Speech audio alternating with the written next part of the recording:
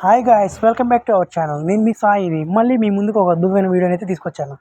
ఇప్పుడు మనకు ఈ వేసవి కాలంలో ఆ అద్భుతమైన మామిడికాయలు కావాలంటే నువ్వు జూడియో వెళ్ళాలా ఏంటి, అలా అని చెప్పి వెస్ట్ గోదావరి ఈస్ట్ గోదావరి వెళ్ళాలా ఏంటి, మన విజయవాడ దగ్గరలో కూడా ఒక అద్భుతమైన తోటలు అయితే ఉన్నాయన్నమాట.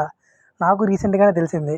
నేనైతే నున్న అనుకున్నా కానీ నున్న కాదంట. మా ఫ్రెండ్స్ అయితే నన్ను సూరంపల్లి అయితే తీసుకొచ్చారనమాట. ఇక్కడ సూరంపల్లి తోటలకు అయితే తీసుకొచ్చారు.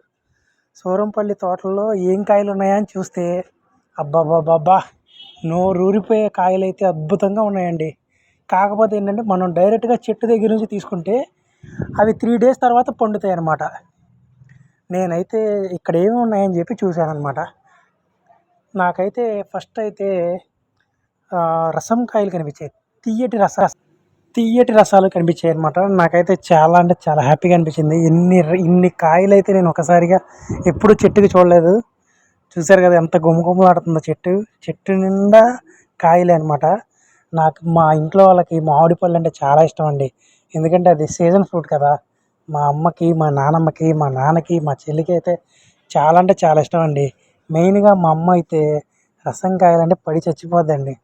రసంకాయ అని గోల చేస్తూ ఉంటుంది. తేరా అని చెప్పి ఎప్పటి నుంచో అడుగుతూ ఉంది. కానీ నాకు కుదరక, ఏ టైం సెట్ అవ్వక, లేకపోతే మంచి కాయలు సెట్ అవ్వక ఆ ప్రభాస్ కాయల దగ్గర తిరిగి అవి ఏమో రంగు కాయలో లేకపోతే ఏం కాయలో కూడా తెలియదు.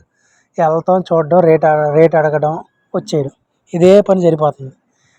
ఇంకో విషయం ఏంటో తెలుసా అండి, మన లెనిన్ సెంటర్ ఉంది కదా, బీసెన్ రోడ్ దగ్గర లెనిన్ సెంటర్, అక్కడ రాజ్ స్టోర్స్ హోటల్ ఆపోజిట్లో మామిడి తోట అయితే ఉంది. మామిడి కాయలు అయితే అమ్ముతున్నారు.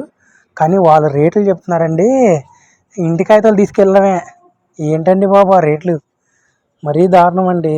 ఈ తోటకు వచ్చాక నాకు అర్థమైంది అండి, అసలు మామిడి పండు ఎందుకండి వేసవి కాలంలోనే వస్తుంది అని అర్థమైందండి. ఎందుకంటే మనం ఎండలో తిరిగి వేడెక్కుతూ ఉంటుంది కదండి బాడీ. ఆ బాడీ డిహైడ్రేషన్ అవ్వడానికి ఇక్కడ మామిడి తోటకు వచ్చేయాలండి. ఈ బాబోయ్ ఏమున్నాయండి కాయలు. నేనైతే మాత్రం ఎంత అంటే అంత ఎక్స్పెక్టేషన్తో వచ్చానో అంతకంత జరిగిందండి నాకైతే. కాయ మాత్రం చూశారు కదండి. ఇక్కడ రసం కాయలు, బంగినపల్లి కాయలు, కొబ్బరి మామిడి పళ్ళు, చాలా అంటే చాలా రకాలు ఉన్నాయండి. మనకి ఏది కావాలంటే అది తీసుకొచ్చండి. నేనైతే పచ్చడికాయలు ఒక 20 కొన్నానండి. రసంకాయలు ఒక 70 కొన్నానండి. అలాగే బంగినమిల్లికాయలు 30 కొన్నానండి.